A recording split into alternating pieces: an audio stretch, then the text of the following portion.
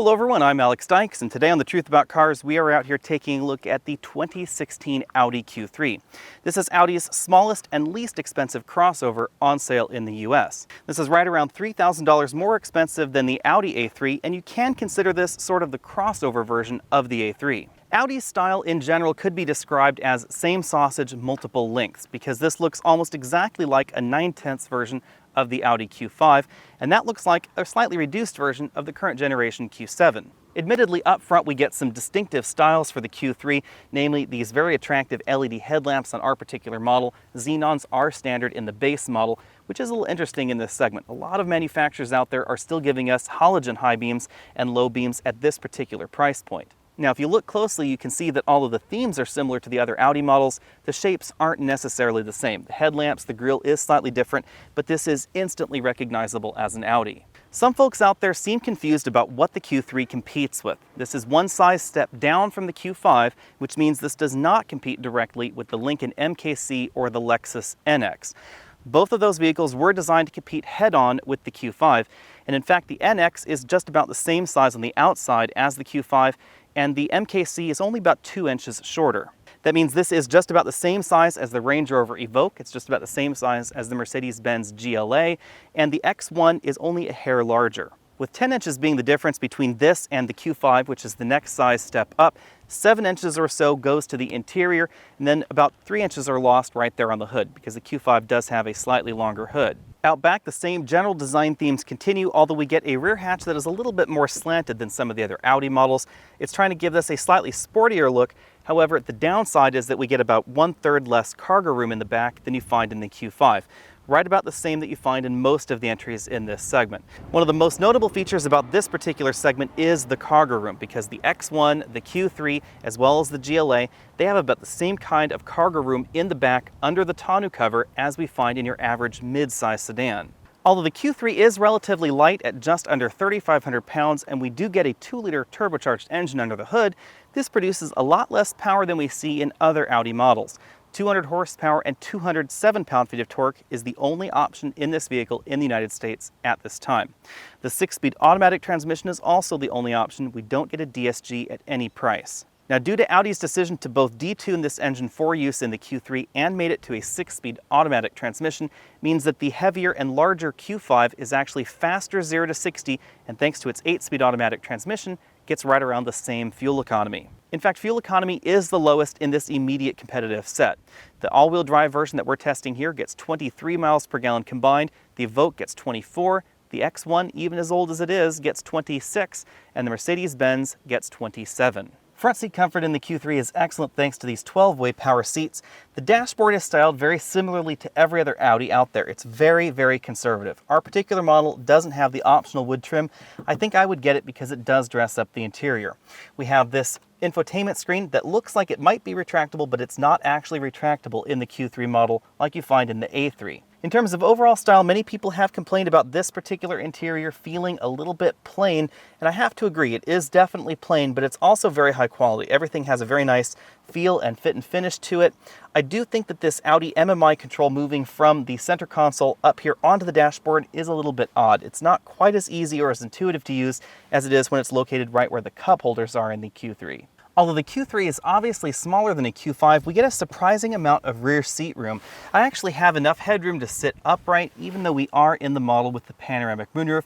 That's not something I can say for every entry in this segment. I was also able to fit a rearward-facing child seat sitting behind myself in the car, and that's not something I was able to do in the Audi Q5. A lot of that has to do with the way the dashboard is shaped in this model. You can comfortably and safely put this front seat further forward than you can in the Q5, giving you a little bit more room in the rear.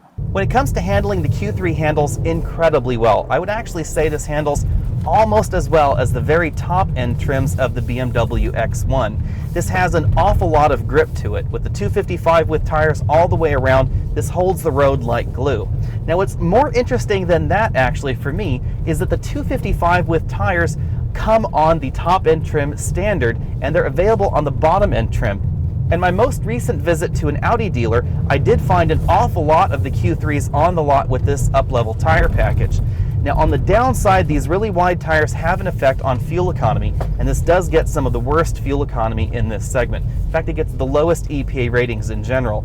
I've been averaging around 21 to 22 miles per gallon, which is fairly respectable, but that's no higher than Audi's Q5. The steering in the Q3 is definitely a team player. Now, it obviously has electric power steering, like everything else out there, but it does give you a hint of feedback from the steering rack, and that's more than we get in a lot of vehicles out there. Unfortunately, this transmission is a few gears behind the competition. We get a 6-speed automatic, Mercedes gives you a 7-speed dual clutch, BMW will be jamming an 8-speed automatic in their new X1 in 2016, and of course the Evoque uses a 9-speed. The number of gears does translate directly to 0 to 60 performance as well as fuel economy, because in general, the more gears you get, the better the acceleration and the better the economy. The Q3 is just an absolute hoot out on roads like this. This is an awful lot of fun to drive hard. Again, the only sad part is the acceleration, which is definitely behind the competition. We also get a hair of turbo lag from this 2-liter 4-cylinder engine. Now, we are told that in Europe there will be an RS Q3, which will get a little over 300 horsepower or so, should be an awful lot faster.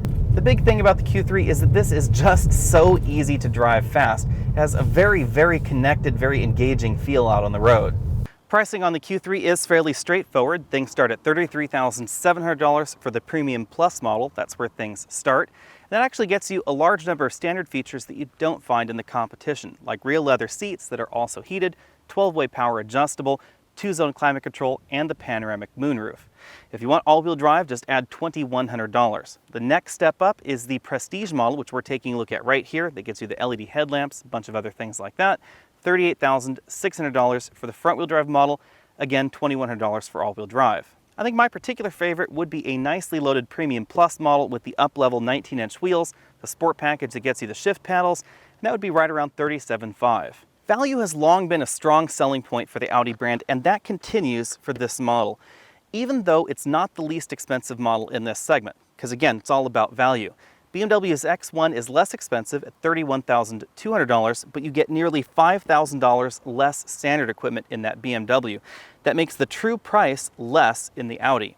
Mercedes-Benz GLA is about $1,200 less, but it gets about $1,800 less equipment and gets quite expensive at the top-end trim.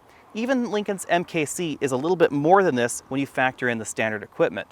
Of course, if you're looking for the absolute luxury in this segment, that would be the Range Rover Evoque, but you will pay $8,000 to $14,000 more than the Audi.